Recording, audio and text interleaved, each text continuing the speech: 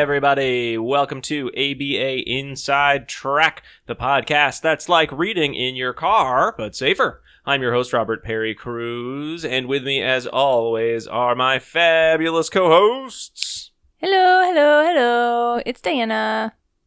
And it's the Jack Mac attack. Got you guys. Just, no, stop. I'm going to delete this podcast, and please unsubscribe. That was adorable. Thanks. I'm sorry. I was having a hard time with the volume levels, and so it put me in a crummy mood.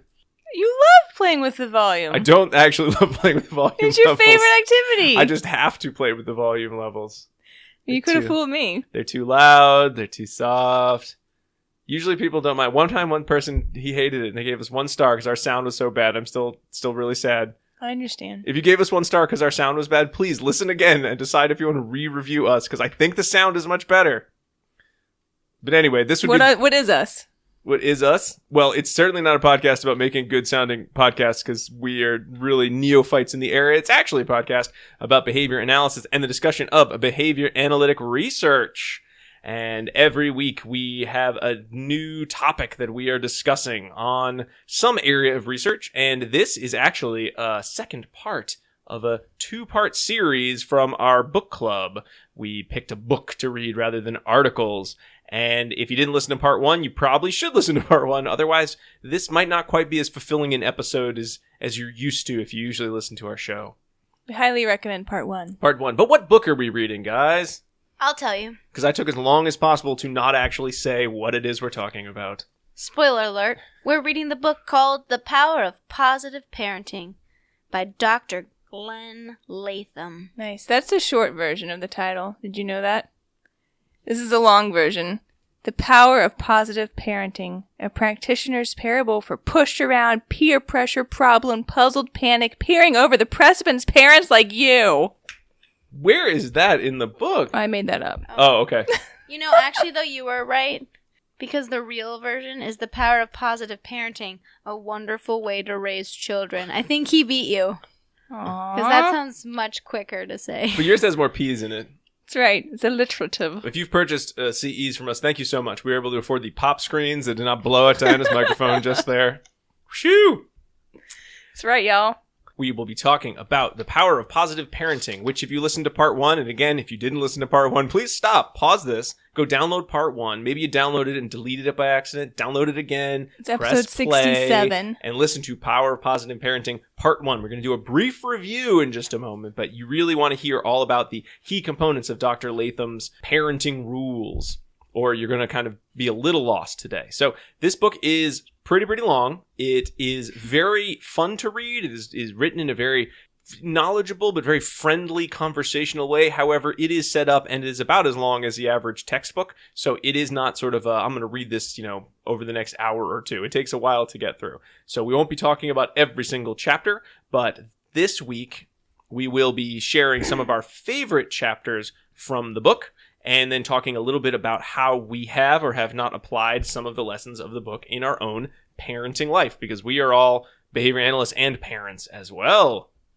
Ooh, yeah. Even me. If you have listened to episode 1, Infant Behavior, it would seem like I do not have a child. If you skipped ahead, if you were like, I like number 1, I'm going to go to the one about parenting. Right. I do now have a child. Right. That was 2.5 years ago. Yeah. So Time marches on. She's now a real thing. Yeah.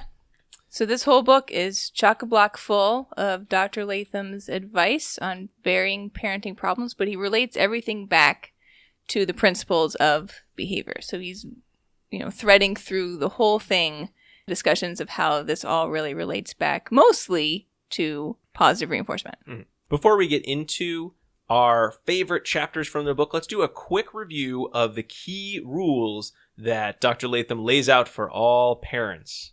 Jackie, you want to start us off with that? Yeah, I love rules. I love them. All right, there are 5 rules. Okay.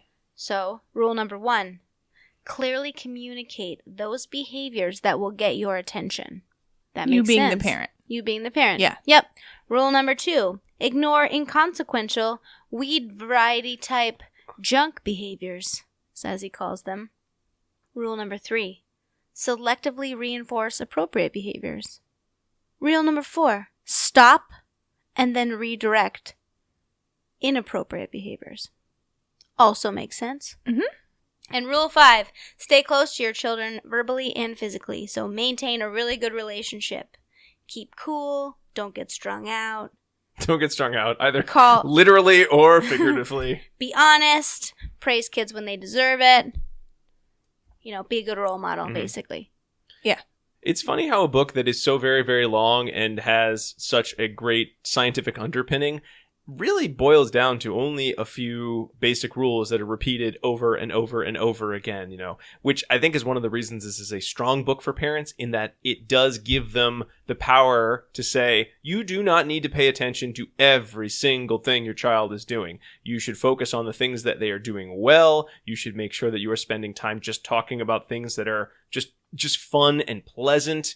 And then when something is a problem, you need to communicate it, include them in the conversation, and then hold them to whatever consequence has been laid out. That's basically all you need to do, which is certainly harder than it sounds when you're actually in the process of parenting. But given, I think, how much parents can often feel overwhelmed by their kids, is significantly less than I think many of us assumed we needed to do as parents. Yeah, it's like you, the parent, are the steadfast pole that is holding up your family tent. And you do not waver, you do not change, you remain in that same place, in that same position as the pillar of strength.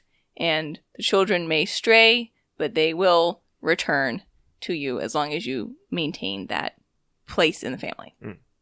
Since we did not want to make this like a 5-part podcast to go over like every single chapter in this book, we're going to share a couple of the other chapters. So if you have not purchased the book or you're kind of interested in it, we're going to tell you a couple of the other topics that Dr. Latham covers, and then we're going to pick 3 of our faves. So Diana, what are some of the other topics that are covered? Last week we talked about the 5 rules. We talked about the behavioral underpinnings of those rules. We talked about taking time and building rapport and what consequences should mean to parents.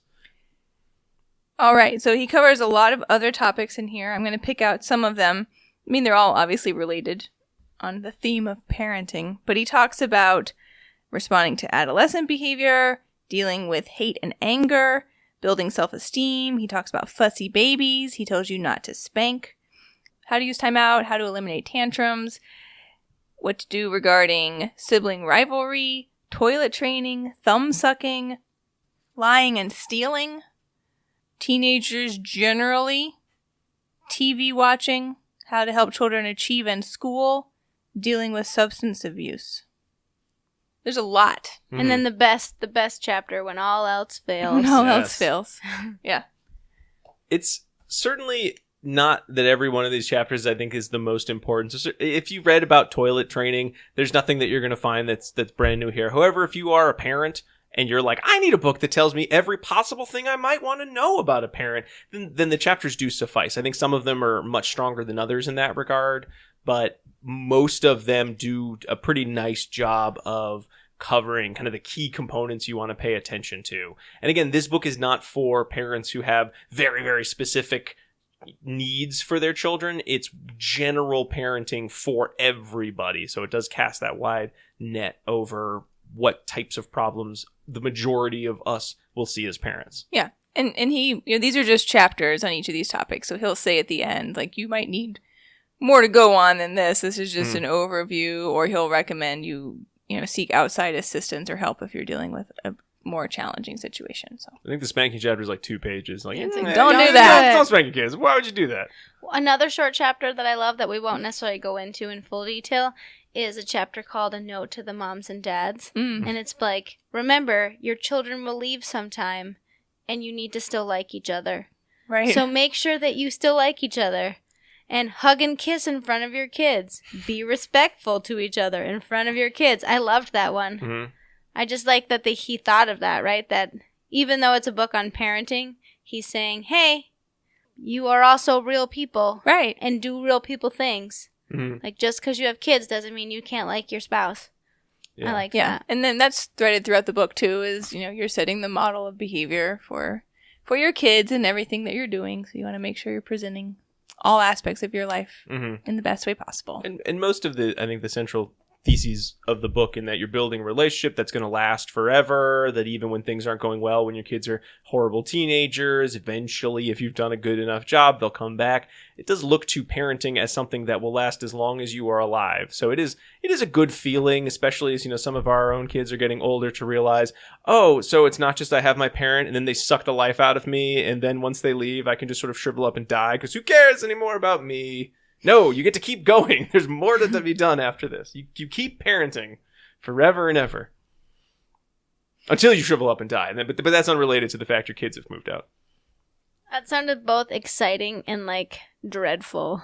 You'll be parenting forever. I think my life picture is I either have to embrace the sort of cyclical nature of everything, Sure. much like Lightning McQueen in the movie Cars 3, or I have to just sort of have this existential dread of I'm not as young as I used to be, and there's people who are coming, and my kids are going to kill me with their youngness, and they'll know things I don't, and then it's just overwhelming. Much like you had when you watched the movie Cars 3. I did not like the movie Cars 3. It was very overwhelming. You've brought it up multiple times, by the way, on this podcast. It's no Anne of Green Gables, Jackie, but Cars 3 will have to suffice. Do you want to talk about Toy Story 3? No, because I'll cry really loudly and embarrassingly. It's okay. You can cry at that one. I don't want to talk about these topics anymore, you guys. Let's talk about our favorite chapters. Something less sad. I'll go first. Okay. Because mine is generally aimed at younger children. So I used a chapter that I could use right now in my life. So original Toy Story. Which is not Toy sad. Story, Okay. yeah. It's feel good. Gotcha. So I chose my favorite chapter as the Eliminating Tantrums chapter. Cool. Because, as some of you may know, I have an under 2-year-old. And so she is just entering this lovely period of mine, do it myself. Wait, you asked me if I wanted my backpack? How dare you? I'm going to have a tantrum.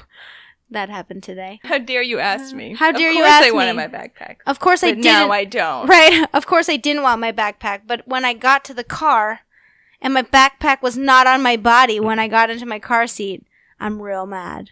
Yeah. Yeah. So that's where I'm at in my life.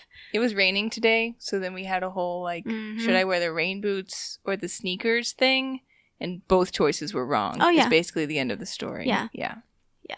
It was no shoes. That was the real answer.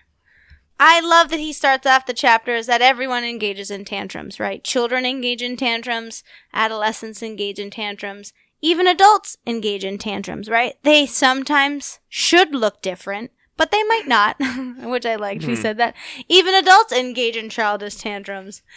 But he said, as long as a tantrum produces what the child or the adult wants, they will continue to get worse and worse, right? So you need to really think about why the tantrum is happening.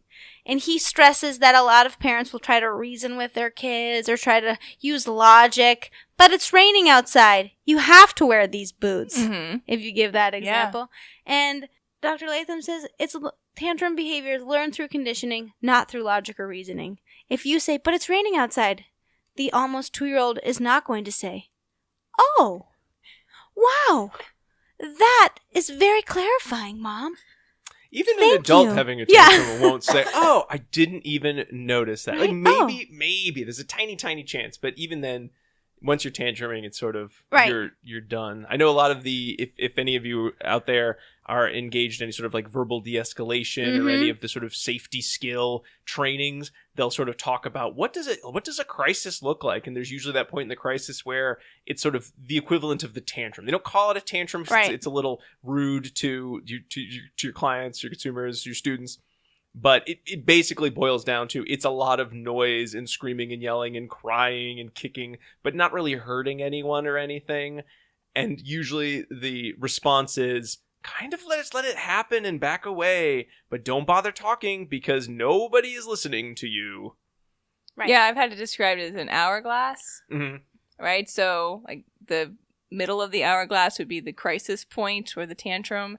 So if you imagine it being a hourglass through time, then before the tantrum happens, it's much wider, which means that there are a lot more options as far as how you can respond to the situation. But during the crisis point, there are very few options available to you, which is why it looks narrow. And then afterwards, once the tantrum has ended, you have many more options available again as to how you could respond and correct for next time. Yeah. And so a lot of times, we as parents, hopefully I'm not alone in this, can find tantrum behavior a little annoying in our children. It's challenging, It's challenging. It can be a little annoying, right? Like maybe you got to get somewhere fast. And, that happens to me in my life all the time. Yeah. And you don't necessarily... They always happen when you're trying to leave the house. Yeah, so you should basically never leave the house. Or never expect to leave the house. Like, I want to go to work today, but it might not happen. Right. And then you'll, leave very quickly. And it's really easy to give in, right? Like, if your kid's crying, you know how to make them stop crying, right? Mm-hmm. Give them what they want. Like, if you're like, right?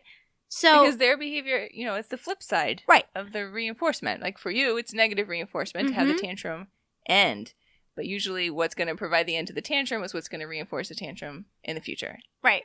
Yeah. So what Dr. Latham suggests is giving in the short term is actually developing a long-term problem, right? So the more you give into tantrum behavior, the worse and worse it's going to get until you're at a point where it's going to be really difficult to come back because it's just going to be a lot of behavior that's going to have to occur in order for that to go away or to extinguish. Yeah, and that's certainly not anything that's surprising for people who studied behavior, but not all parents have. And as much as I assume most parents don't want to give into tantrums, they may not understand the process that's going on and why is it so hard? Why does the tantrum get worse? I thought it would get better because I ended the tantrum quickly. I thought that would make it go away, or I thought next time it would be easier, and not quite understand why, and then why it's harder and harder for them to not just give in. Yeah. Or there's always the horrible scenario of when you're at Target and there's a big tantrum and you just want to get out of Target. Right. Right. And Dr. Latham talks about that.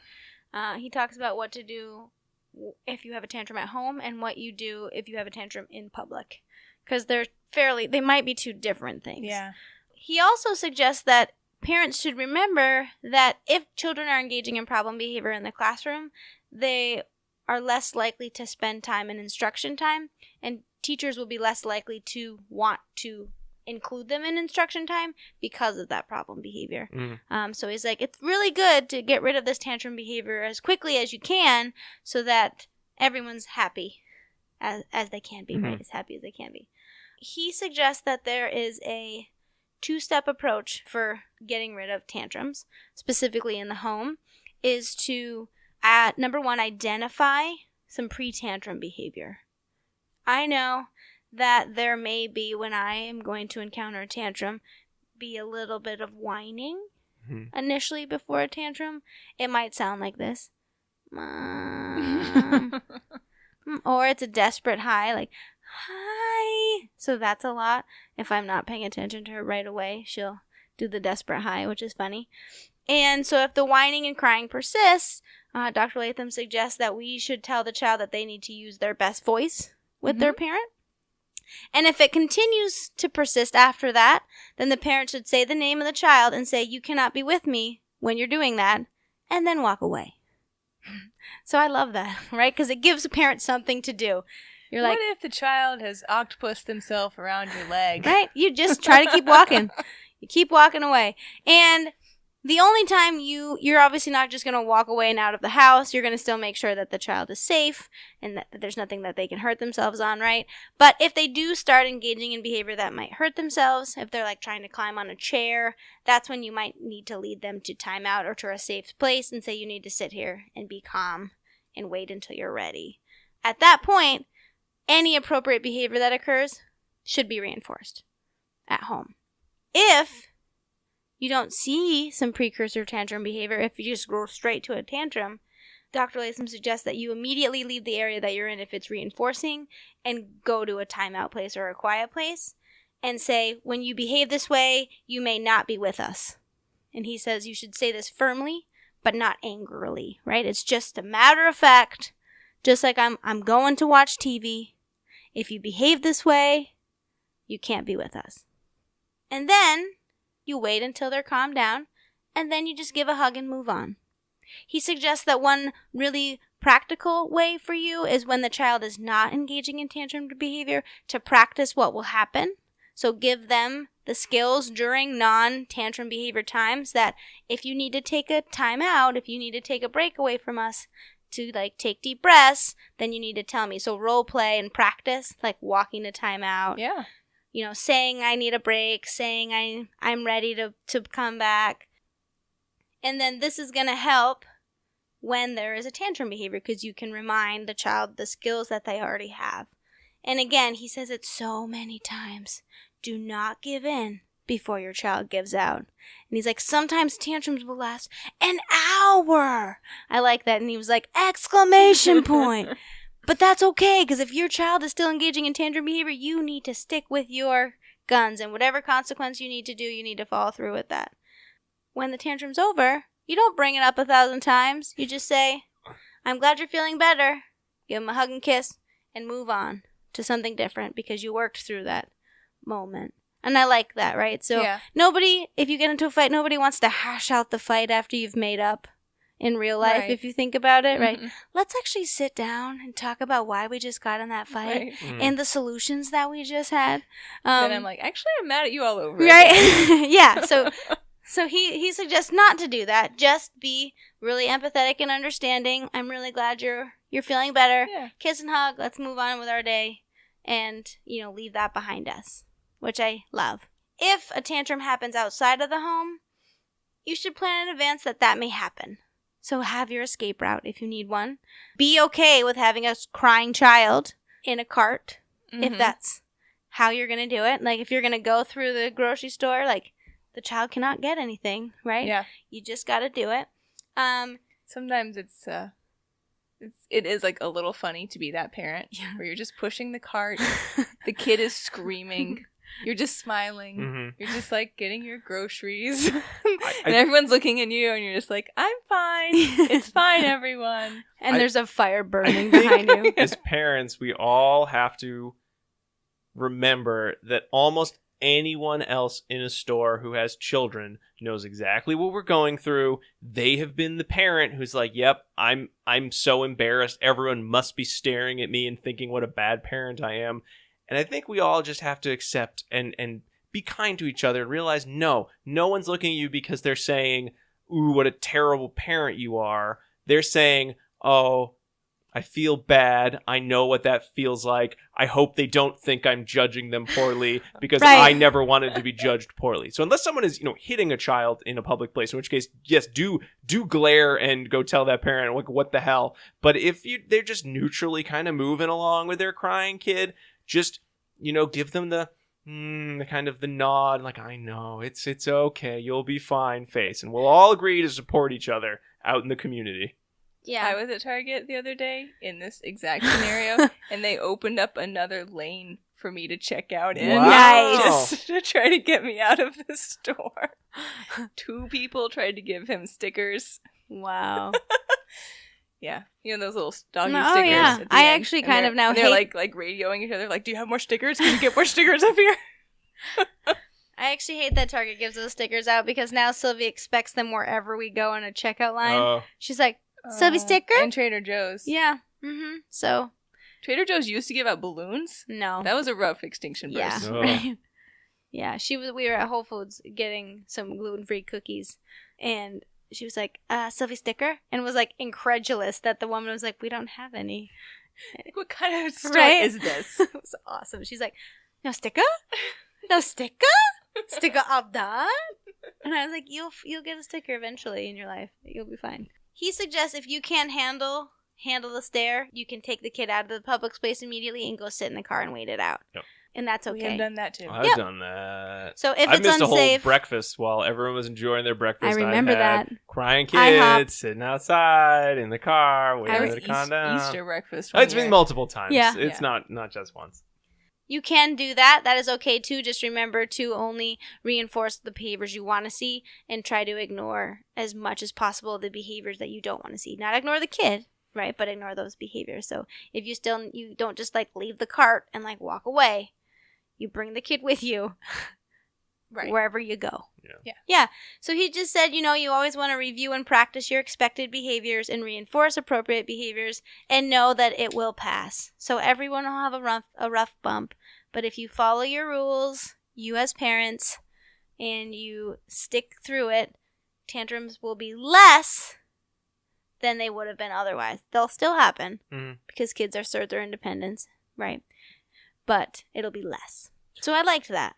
It's funny. This is such a chapter, and hearing you go over it again, Jackie, it's like, yep, yeah, basic stuff.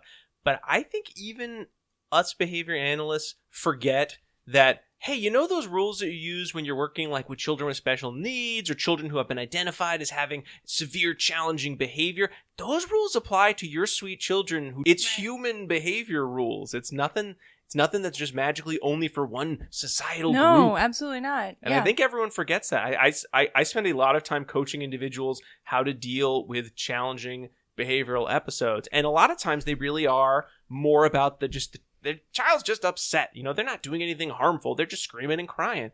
And it is shocking how many people are like, hold on, everybody, back up. I'm a professional. Let me get in there and I'm going to say the magic word that fixes this problem. And you're staring at them like, what the hell are you doing? This is basic, responding to tantrum 101. Why are you trying to like deliver stickers and there's no magic word. You're not the child whisperer. You're not like, hold on, I know, I'll whisper this in their ear. The tantrum will end like that. It's tantrum free. That's the special word. It's just not how it goes. It's the same as any other behavior. You need to remove attention from the behavior. You need to sort of just wait it out. You need to make sure you don't deliver putative reinforcement. And when it's over, move on. Yeah, it's pretty fascinating though. So I've actually done this in my real life. After reading this, I was like, okay.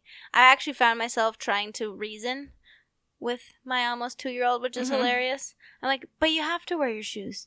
They're pink. You want to wear these pink shoes. You don't want to wear your blue shoes. You want to wear your pink shoes. Like, I've totally found myself doing this. She does have like some language, so I'm like, yeah, she totally understands what I'm saying, and she's just like, Elmo.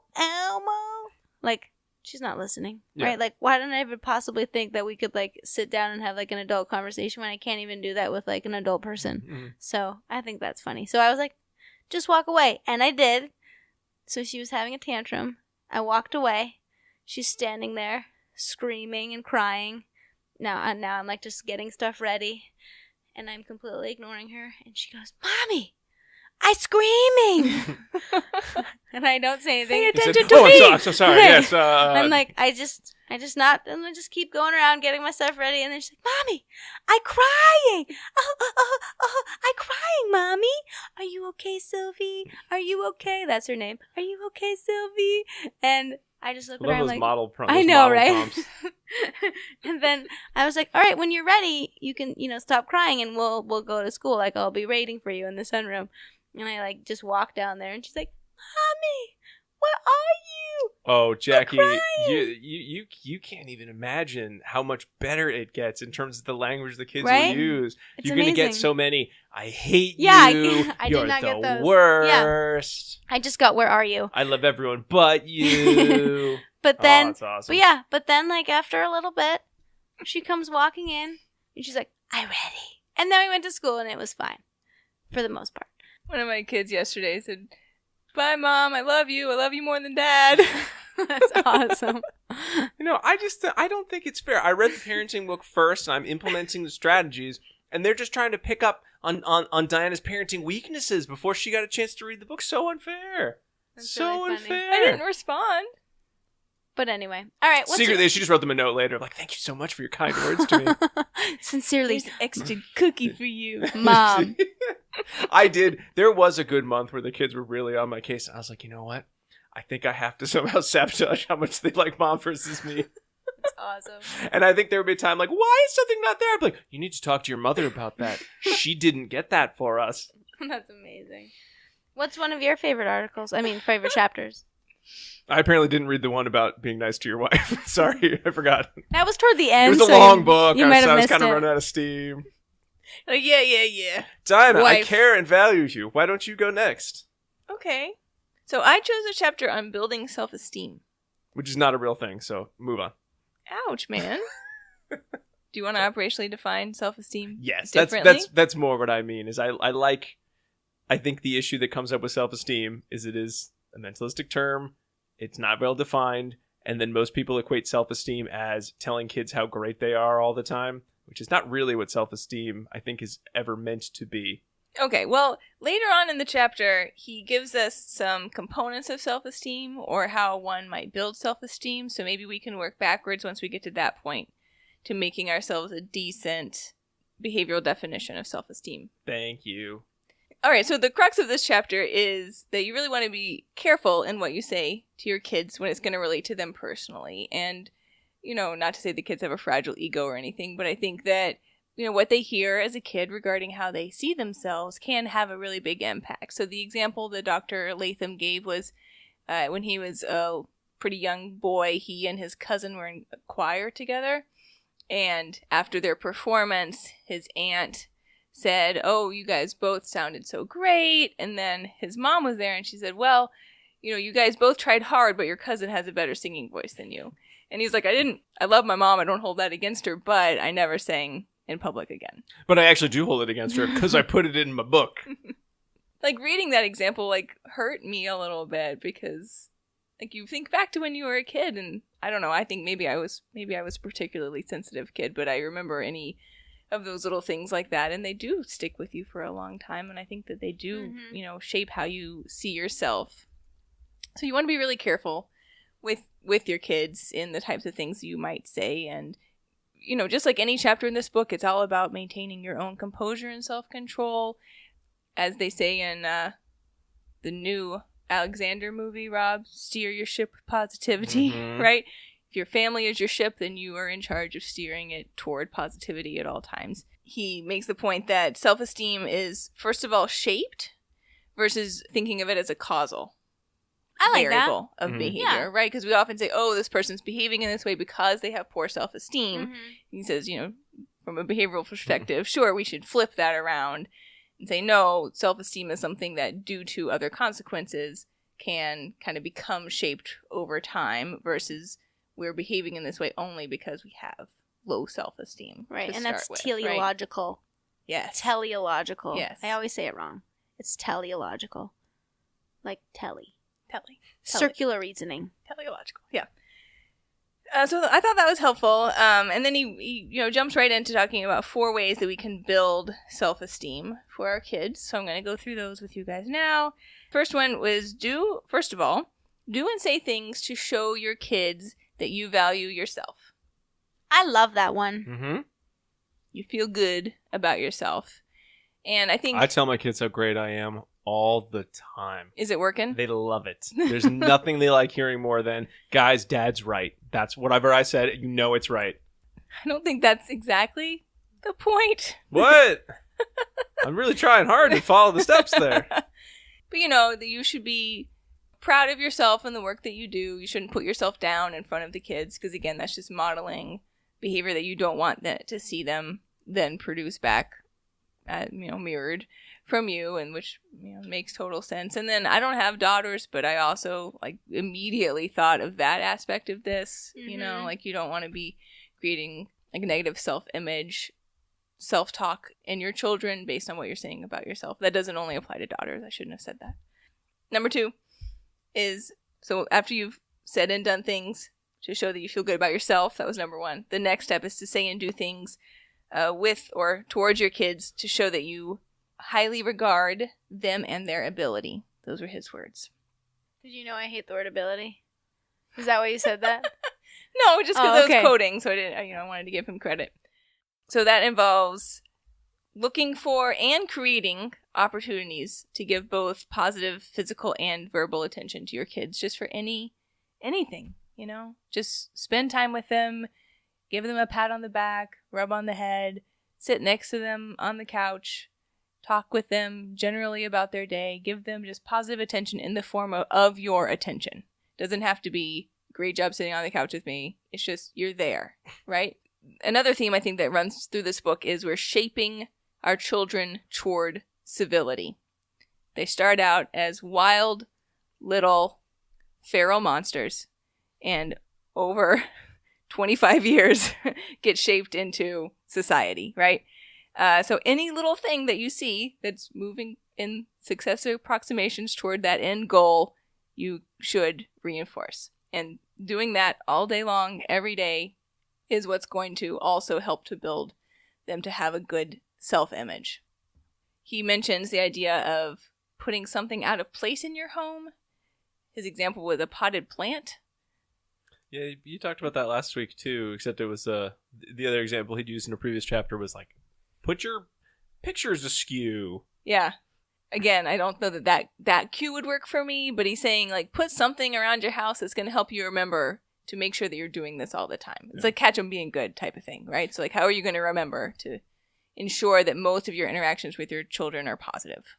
I find it, I've started trying to just get in the habit of when I'm either by myself or I'm engaged in something, anytime I sort of have a dead moment or just kind of a moment I'm not doing something, I try to get myself thinking, what are my kids doing? And if it's something that they should be doing, I'm going to go just really quickly like run over and be like, hey, looks like you're having a great time. What fun you're having. And just like a general comment like, that game looks like a lot of fun. Just something real quick. Yeah. And then I go back to what I am doing. And sometimes the kids, come play with me and, I try to make time if I can. And sometimes they just kind of look up and smile and I move on. It's not a lot you have to do. It's more the remembering to do it. Right. I know. And I've been trying to do the same thing. And it's just about being mindful of what's actually happening. Our house is very chaotic because we have 3 rambunctious boys. So there's always like a lot of chaos happening and a lot of things that you could identify negatively. We also have one other child too. One other young child.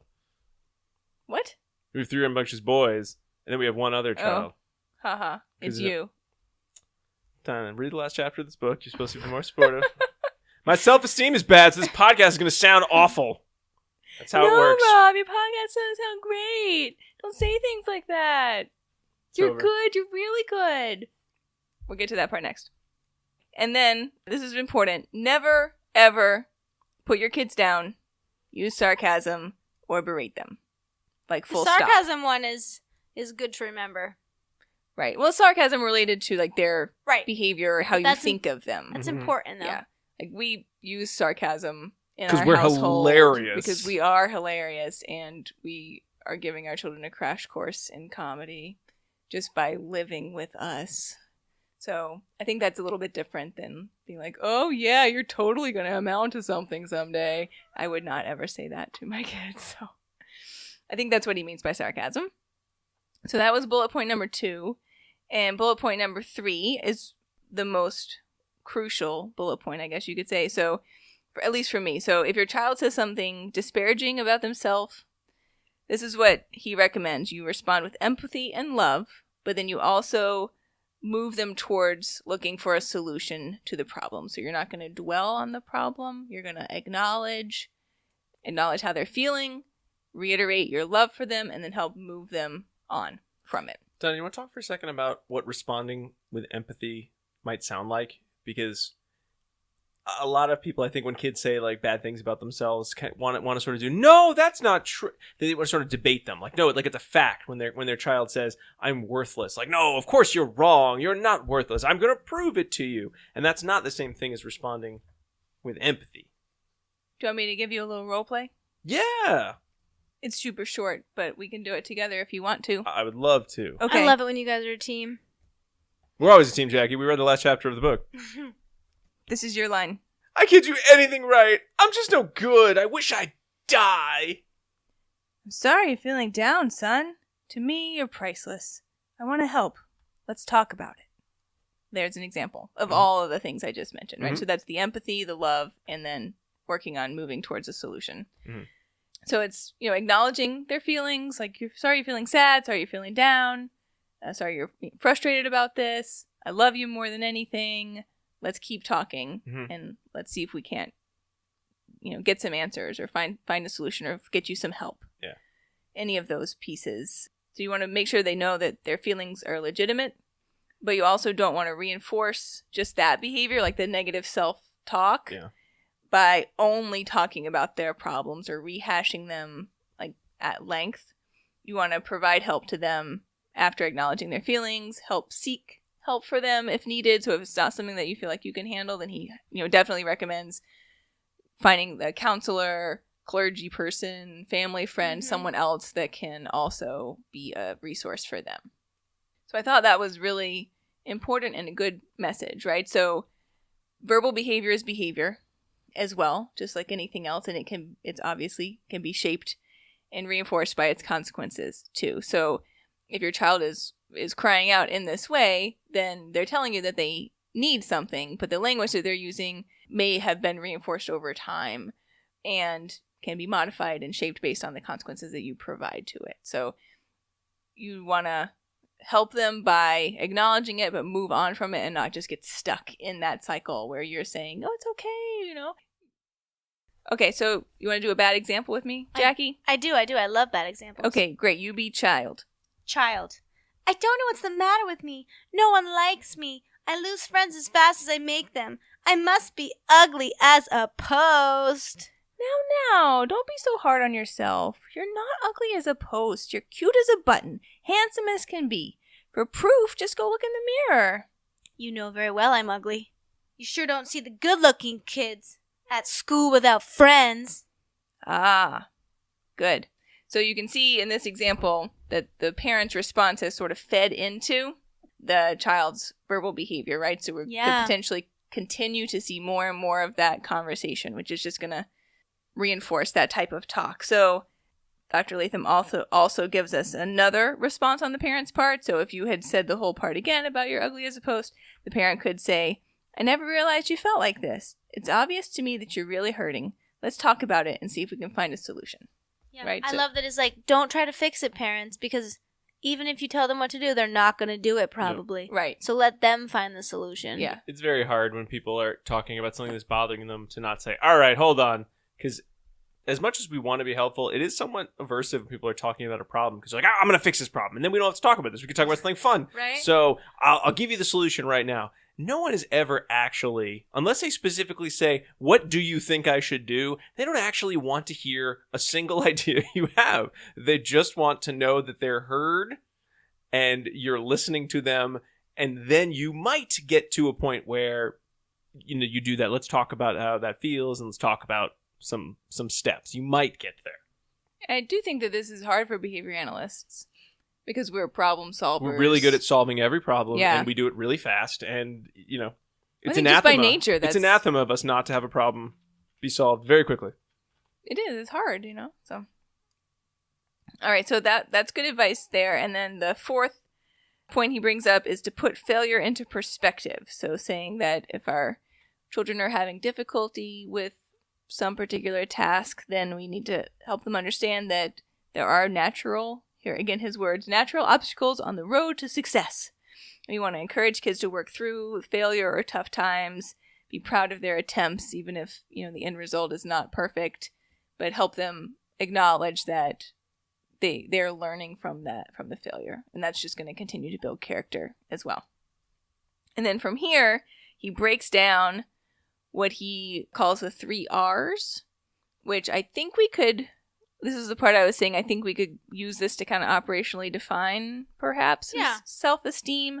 So he says, really what we're trying to do is teach these 3 pieces for our children, which are respect, responsibility, and resourcefulness. And then from there, I know you're probably still not satisfied, Rob. I'm not, no. Mm-mm. I understand.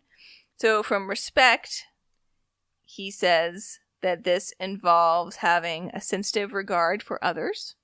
Okay. For responsibility, it involves doing your best regardless of the situation. It also involves keeping yourself occupied is kind of part of this answer too. So the expectation for the child should be that they do chores as part of their regular week at home and not expect to be paid for those chores. They do their homework regularly without needing a lot of, necessarily reminders to do so. They engage independently in recreation activities at home. I find this with a lot of my friends that their kids want them to play with them. I don't know about our audience out there, but when I was a kid, this was never the expectation that my parents played with me. So I don't know what has changed generationally since then. But I was trying to think about that too. Like, did I ever play with my mom or dad?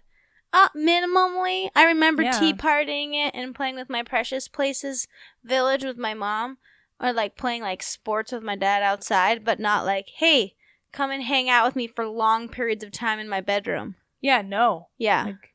No. So, I don't know. So that's one of his things that he says should be part of the child's responsibility. And then there should not be a large reliance on TV or electronics. That's important to think about. And then the final one is resourcefulness. So we should teach children to persevere, try again in challenging situations. So I know it's like 3 steps removed, right? But I think the last things that I listed, that we're sensitive towards others and, respectful, that we are responsible and are establishing like specific tasks that kids should be able to do independently, and that they're responsible and can persevere in challenging situations. I think we could operationally define those. Right. Right? And he views those, if you're teaching your kids to do those and engage in all of those varying behaviors, then that should produce a sense of self-worth for them, and that there's a lot of activities that they can now do independently. They can do the types of activities that are going to highlight the family values, because that's part of this whole thing too, is that there's values of the family that are shared. And in that should increase what we call self-esteem. Cool? Yeah, I love it. Are you marginally satisfied, Rob? I'm fine. Okay. He says it's a cumulative effect, right? It's not just one thing that's going to make or break self-esteem. It's all the little pieces that you're doing day to day with your kids to help teach these skills. I'll tell you one more thing real fast. He recommends 3 strategies to teach children to use. They are to engage in private speech that could replace someone else's negative speech about them, right? So if someone says something mean about them, then they can internally say something positive about themselves to sort of help cut off that negative self-talk versus continuing to engage in it, which is, like cognitive behavioral therapy. From that vein. And then the second one is to assess cause and effect. So to attribute difficult times or failures that they have had to circumstances or their current actions and not to character traits and flaws. And then the last one is to teach them self-control accompanied by self-reinforcement, which involves teaching them to engage in alternative behaviors at times of disappointment, and then to wrap that around with the positive private event speech as well too. So kind of continue to encourage themselves that they did the right thing there. And all of that together should also help with this process. But that has to be taught.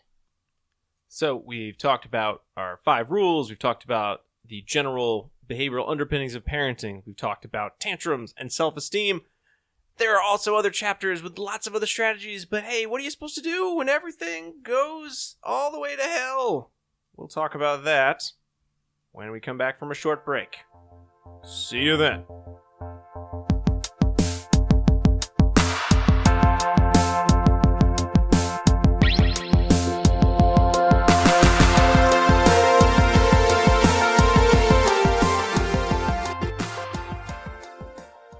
Do you want to be a BCBA? Sure, we all do. Now you can come to Regis College in Weston, Mass. to get your graduate degree. Choose from any one of these courses. Masters of Science in Applied Behavior Analysis. Masters of Science in Special Education. Dual degree in Special Ed and ABA.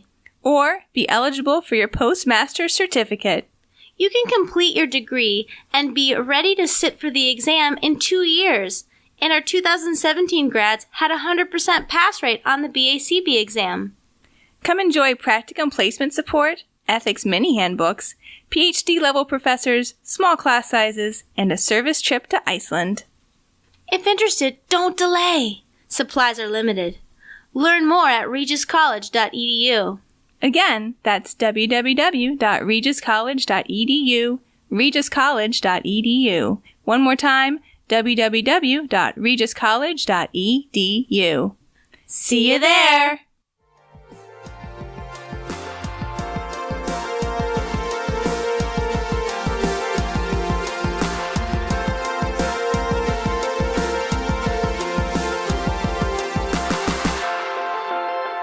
And we are back talking about positive parenting, and we're going to tell you some of Dr. Latham's rules for when all else fails. But first, let's get a secret code word. Some of you might be listening to this show for CEUs. Fortunately, ABA Inside Track is ACE approved, so we're not just giving you fake CEUs. These are the real deal, folks. So you're going to need to go to the website at abainsidetrack.com/getCEUs, and you're going to need some information plus 2 secret code words, the first of which is polar, Polar. Polar, like the polar bear, or the description of the cold land in the north and south of the globe. Polar. All right, you guys ready to hear what do? You got to pull the ripcord. What are you going to do now? All We're else ready. has failed. We're The ready. ship is going down. None of these strategies seem to be working. It's all over, folks. I will tell you, not in my words, but in the words of Dr. Glen Latham. The key thing to remember, according to Dr. Latham, is that no matter how good you are as a parent, your kids are definitely going to rebel because that's what kids do. You shouldn't spend all your time talking about how you went wrong and that is why your kid is, as he refers to it, a wayward child. So kind of the step beyond just rebelling when your child is engaged in possibly unsafe behavior. They're talking about leaving the house. They don't listen to you at all. They don't seem to be sharing your values. So don't beat yourself up and say, oh, it's all the things I did wrong. You probably did something wrong, and he's honest about letting you know that. But kids are going to engage in bad behavior even if you've done a great job as a parent. He's a great anecdote about one of his daughters shoplifting and how bad he felt. And, his wife, he's sitting there, how bad that must be. Like, I'm writing the book and I do my lecture tour on being a good parent and I'm here in court because my kid got arrested. This is so embarrassing. And he probably should have, some of you might think, oh, he probably should have hung up his hat and quit and said, I can't do this anymore. But no, doesn't matter how good you are as a parent. Problems will occur. If you do think that you caused the problem, okay, up your parenting game. That's okay. It's okay to be slightly critical, but don't just spend all your time laying blame. As Dr. Latham says, if there's nothing to be learned from placing blame on yourself or another person, do not bother. Here are 5 suggestions that he then makes that are not going to be a quick fix, but they might lead to lasting change. The first thing to remember is accept your child as he or she is and just sort of go on with life and be prepared to endure that your child is out of control. That includes spending a lot of time smiling, enjoying jokes and laughing with your family. And again, just keep telling yourself there's a really good chance that a lot of these problems are just going to work themselves out over time. Most terrible adolescents, as he says, do become responsible adults. If you listened last week, and again, I hope you did, we talked about sort of like the zones of your influence, from zone A, where your kid's a baby. So I'd like you to go here, baby, and you pick up your baby and put them where you want, to zone D, where it's pretty much you're just throwing suggestions into the ether and hoping that maybe your kid remembers some of the parenting lessons that you imbued them with when they were younger because you have no actual control over them anymore. And you just have to remember that you're going to get to that point, and if you've done your job from zones A to C, it should eventually work out. 2, if your children have gone astray, the wayward children have gone astray, make sure that you're continuing to strengthen your bonds of love and concern. There's the old quote, kids who deserve love the least need it the most. This is where it kind of comes back to hugging. He's all about hugging, this guy. Hug, hug, hug. Always remind your children you love them. We're besties, by the way. I think that it would be a really long, super awkward hug for everybody else except for us if I met him. Probably. We would hug and everyone would be like, are they going to let go? And we might not. Yeah. Yeah. You guys would just hug. You guys would be good. No parenting problems there. You want to remind your kids that you love them. You don't want it to be phony, and it has to be sincere, even though you're probably doing a little bit of that fake it till you make it kind of I'm so happy to see you, son. I'm so glad. Oh, remember that time we went fishing? I love you so very much, even though they clearly have been begging you for money, and they're going to go spend that money on something stupid, and maybe they brought home a significant other that you don't like and think is a bad influence, but you know what? Hey, I'm so glad you're here. I'm so happy you're here. But you're not going to give them money for free. No, we didn't go over that in a different book. Yeah, we didn't go into that chapter, but yeah, you don't give your kids money for free. This one I like. Never shield your kids from responsibility and consequences of their behavior. And I thought one of the things this book did really well is explaining the difference between not shielding your child from consequences, but also being empathetic about the fact that they've gone through a rough consequence in their lives. Don't say stuff like, it isn't really your fault, or I know you didn't mean to do it. I think parents really want to make their kids feel like it's okay, it's going to be fine. The way you want to tell them it's okay, it's going to be fine, is telling them this is going to be really hard. We love you no matter what. That's what you say. Don't try to make it better. because all you're doing then is making it that it's somebody else's fault and that they shouldn't have to worry about it. For the love of God, don't try to keep them from facing the consequences. Even though not only does the consequence probably make your kid sad, it makes you feel bad too, because your kid getting a consequence, as much as it isn't directly related to your parenting necessarily, does feel like a real, mark on your own abilities. Oh yeah, it totally does. The example, actually, Diana, the example I took from this chapter was there was a kid who moved out, and he's listening to the story of the dad talking about his kid, and he's like, I'm moving out, and he got a job as a bagger at a grocery store, which is not going to pay enough for him to live in luxury, certainly, or even potentially in a halfway decent apartment. And the dad would go to the store every week, and he'd ask the kid how it was going. And of course, the kid's not going to be like, everything's going on. It's tough. I'm working with my roommates. Kid's going to say, oh, it's really hard. I couldn't do this. I couldn't do that. And the dad always give him a nice big wad of cash when he left. So if the parents really wanted their child to learn, hey, guess what? Having a minimum wage job is not enough money to, live in a nice apartment and still do the things you like to do. Well, they have failed miserably at teaching that lesson. You have to let your children have the consequences. You want to support institutions of society that dispense consequences as well. Now, I think this is going to be a controversial recommendation because I think most of us have a pretty down attitude towards government and authority these days.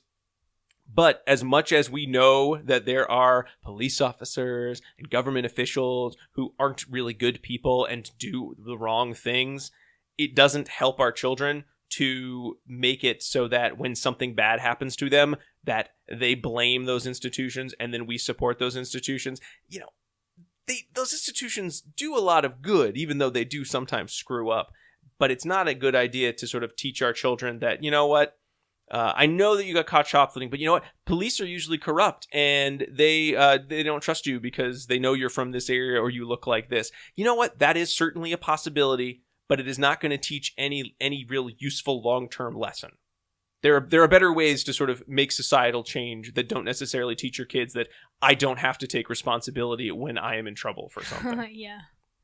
Yeah, and that's what this really comes down to, right? Is they need to take responsibility for their own actions, and you're living within this, society, and there are built-in consequences in our society, and you need to follow those rules. Yeah. And finally, use empathy and understanding. Again, these bad consequences are happening to your kids. You want to fix them. You want to shield them from it. You want to say, well, maybe there's a mistake. It's somebody else's fault. But it is not going to teach your child to engage in better behavior. That doesn't mean you want to ignore them, and it doesn't mean that you want to push them away. You could use the empathetic discussion, I'm sure this is very painful. I'm sorry you're in pain. Remind your children, we love you. We're not going to abandon you. And again, don't use these opportunities to remind your child, well, I told you not to hang out with that group. I told you not to do that. Because guess what? If your child was arrested or lost all their money or is physically injured, they get it. They don't need you. I think one of the problems is a lot of parents will sort of do some of these, so sort of screw up some of these rules and then feel like, I better say I told you so because I already told them it's probably not their fault because somebody else did something and I'm probably propping up their bad decisions. But I should also probably say I told you so I do my job as a parent. It's like, great job. You have failed 3 out of 5 of these rules. Excellent work. You can't do that. You have to be supportive, but that doesn't mean condone their actions and it doesn't mean shield them from the consequences. But it does also not mean throw them away or give them a big, well, I told you so. It's easy to, I think, get on the wrong track Yeah. as the parent. Oh, yeah. So I don't want anyone to feel bad out there. No, I don't. It's just something to think about. Everyone's going to screw up. And again, you are going to screw up as a parent. It's a given. The thing is, did you screw up in a way that you can blame yourself and then learn from that mistake? Or is it something where you're just beating yourself up and then not actually affecting any change in your own parenting style? Don't throw your kids away. I think you said that a lot last week, Jackie, in some of the chapters we talked about. Don't kick your kids out because, again, the longer you can follow these parenting rules and have your child there, the better the chances that it's all going to work out in the end. So that is the chapter on when all else fails. It's going to be fine. It's going to be okay. Do this too shall pass. Dr. Latham, it's going to be fine, Jackie. Here's a hug. Just an uncomfortable hug. This line lasts for so long. Did you see that Tom Hanks is going to play Mr. I cannot Rogers? even wait. Oh, he's like the last good one. I'm excited. Me too. Yeah. So now that we've had a chance to go over some of the chapters that meant the most to us, let's talk about how this has affected our parenting. Or has reading this book affected your parenting? Yes. We're going a bit long, so even if you have multiple examples, you can only have one. My one is the other day I gave a consequence, and then when it didn't happen, right, when there was the bad behavior, the inappropriate behavior occurred, I said to my 2-year-old almost, "You've lost the privilege to use your stroller." You denied yourself. Oh yeah, you've denied yourself the privilege to use the stroller. Mm-hmm. Stroller's all done. And then she was like, "Privilege? Stroller all done?" And so I did use it. And then I followed through. Hmm. And the next time she had her stroller, the next day, she did not run the dog over with the stroller. So that was kind of nice. Mm-hmm. It's like a toy stroller that she Yeah. pushes. Oh, yeah, it's for very little. clarification. It's a toy stroller that's for like a young baby doll. How about you, Donna? Either your parenting was so good you didn't need these, or your parenting is so bad that you have nowhere to go. I think I've been trying to concentrate on just providing extra positive reinforcement. Mm-hmm. And I think I'm doing better at that. Because again, like I said, our house is super chaotic and someone is always doing something that you could respond negatively to. Mm-hmm. So I'm trying to let all of that just be, what is that?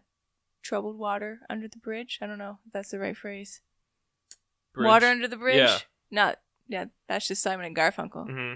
Water under the bridge and not attend to that as much and just pick out the good things and concentrate on that and give lots of hugs. Mm-hmm. I think I've worked a lot harder on my sort of empathetic statements. So when something is going wrong, really trying to make sure that I acknowledge that one of the children is feeling upset or feeling bad about something. Like, I know this is really hard. You know, it's tough to feel like you are not succeeding or that that you lost the game. And let's, when we can talk, let's talk more about that. Or, Sounds great. I actually love that. Or if it's something where I kind of don't want to talk about it because it's just a lot of negative self-talk, like, I love you and I know it's tough to feel that way. We'll get through this. And then I kind of try to move on to something different again, because I'd like to reinforce something else rather than, have that conversation. So that's something I'm trying to tweak and fine tune so I can get the right mix of empathy, not coming up with a solution, not giving it short shrift. But that's one thing I know I've been working on. I think setting the consequences too ahead of time and like having the children involved in those discussions, which I think they appreciate that part of it. I don't know if they love the consequences, but I think they do. They do tend to get it. Like, we're going to sit down and talk about rules and contribute. Oh, yeah. I've re-implemented anytime you pee on the toilet seat, you have to come back and clean it off. Did you have a discussion about Clorox wipes? What do you think's going to happen if you piss all over the toilet? Huh. No, I did. I had to, I made him say the parts. Mm-hmm. He had to participate in the conversation with me. Yeah. We did all that. I've been the one pissing on the toilet seat this Stop, whole Rob. time. Actually, it's been me. Gross, I'm coming you guys. over in the middle of the night. So gross. So finally, would we recommend this book to behavior analysts, to parents? There are a couple. I'm gonna give some caveats, because I feel like we've been really positive on this book. It is written like your funny old grandpa wrote this book. The noun choices are so old. It feels like it is written from another time. Like, I think 10 years from now, reading this book, it will be hard to understand some of the phrases he uses, because everything is sort of like, gee, pops. Yeah, because My bike is my privilege. My bike privileges. Like, no kid is worried about their bike privileges. his kids were kids in probably the 60s. Maybe the 70s. Yeah, 60s and 70s. So the world is so different now that there's great advice in this book, and I would highly recommend it for parents and behavior analysts and parents who are behavior analysts. But I feel like there's a lot of questions I wish I could have answers on related to the current state of technology and social media and the challenges of cyberbullying and things like that are new challenges for our generation. I think many of the steps in here, I would say, are going to still hold true even in our, increasingly digital age and the rise of social media, all that jazz. But you're right. There are some specifics that I think are going to be hard to extrapolate the exact little play I love the plays. I love how much it gives the examples of this is what the parenting is going to look like. But yeah, there are a whole bunch of situations that didn't exist when he wrote this book that some of them you can sort of slot in, and some of them I don't know if you can. So that is kind of a challenge. It is also a very long book, so I think if you gave this to a parent, they would be scared. I mean, maybe not, but I know if I were told, hey, you've got some extra reading to do, and I were handed this giant heavy book, it's like, oh, I'm not taking a college class on parenting. I just need something quick on parenting. I think you should give it to parents before their first kid is born. I agree. Because that's when they you have the actually time have to actually time read the book. to read a book. Not after. One thing that I would have loved someone to tell me before I read it, even though I read it before I had a child, is that it's not a hard read. Right? Like you can whip through this book if you read like a chapter a night. In 26 nights. Yeah. And maybe read it before there's a problem. Yeah. Right? Because then you're a little more objective. Yeah, There's definitely. some YouTube clips of Glen Latham speaking. So some of those might be good to look at. If you're not quite sure if you're going to have time to read the whole book, you want to sort of just listen in. Certainly this show now is a little bit of a resource. It's a taste of what's in there. I don't think we covered it. It's not everything. We certainly didn't cover every topic. Yeah. We covered There's some a of lot the more. You guys should all go read it. important ones, but yeah, you miss a lot by not reading the book itself, because the repetition of the book, I think, makes it very readable and also memorable, unlike some books where every chapter is a brand new topic and it's hard to keep track. But we would recommend this. We are wholeheartedly recommending this to all of you out there listening. And that I would say this is something that you could use in your practice if you're working with parents, whether you want to suggest the book to them, whether you want to suggest readings from the book, or whether you want to just summarize some of the lessons learned in the book and then include it in your own practice and modeling of positive parenting. Yeah. And I know we said that every chapter ends with the same quote, but I don't know if we gave the quote. So can I give We the mentioned quote? what it was, but we never actually gave the quote. Okay, I'm going to do that, and then we'll close this out. So this is the quote from Sid Bijou. It says, research has shown that the most effective way to reduce problem behavior in children is to strengthen desirable behavior through positive reinforcement rather than trying to weaken undesirable behavior using aversive or negative processes. Love it. Thank you. And You're that's so welcome. The power of positive parenting. Now, for those of you who are interested in that second secret code word, here it is. It's squid. SQUID. Squid. It's the sea creature with all the tentacles and the beak. 10 tentacles. There's 10 tentacles. Remember 20,000 Leagues Under the Sea? They got attacked by a giant squid. Oh, that was so cool. What a great movie. Squid. That brings us to the end of another multi-part series. We're really just multi-parting it up these days. I think we'll be back to sort of our normal research articles after this week. We've done some new things, but it's time to get back to the bread and butter research articles on a given topic. ABA Inside Track is a weekly podcast every other week. Usually every other week, we have our fun preview episodes where we talk about next week's topic and share some emails from the community. If you'd like to get in touch with us and perhaps be mentioned on the show, then you can certainly do so. We're on social media. Facebook, Twitter, and Instagram is ABA Inside Track. You can go to our website, abainsidetrack.com. We're also on YouTube, where all of these are actually online and subtitled, at least as best as YouTube will do their subtitles. And you can also email us at abainsidetrack@gmail.com. Also, if you are listening to the show rather than seeing us on YouTube or going through the Facebook links, please think about subscribing to the show. And if you wouldn't mind leaving us a little review too, that would be excellent. We prefer reviews on content, but if you have any tips, actually, reviews about our content, if you have tips about our audios, please email those directly to me. Don't hold me accountable. At abainsidetrack@gmail.com. Yes, don't hold me accountable for my bad audio. I'm trying my best. I'd love to learn tips, though, if you have any. Also, thanks to all of you for listening. Thanks to Kyle Sturry for writing our interstitial music. And thank you to two of my favorite parents, Jackie and Diana, for being here. You're welcome. You're my favorite parent too, Rob. Aw, so kind. We'll be back next week with one of those fun preview episodes to see what we'll be talking about next. But until then, keep responding. Bye!